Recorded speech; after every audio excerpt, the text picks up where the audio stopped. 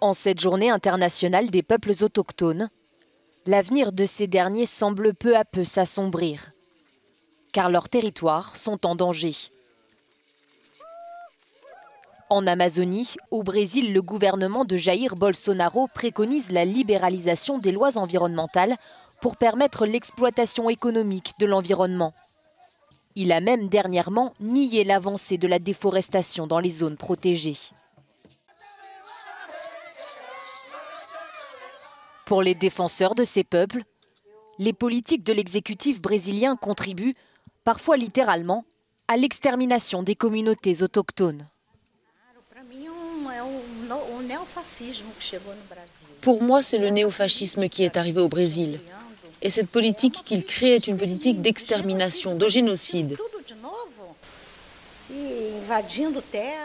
Est-ce que ça se répète encore une fois?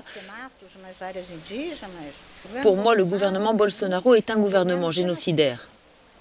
Selon les données révélées par la Banque mondiale, 1/5 de toute la surface des terres dans le monde fait partie des territoires autochtones. Dans cette petite partie de la planète se concentre 80% de la biodiversité terrestre. Les populations résidentes vivent en tant que gardiens de la nature en conservant des techniques anciennes de préservation de l'environnement. Un phénomène également observé en Europe, où la plupart des tribus sont concentrées dans la région arctique.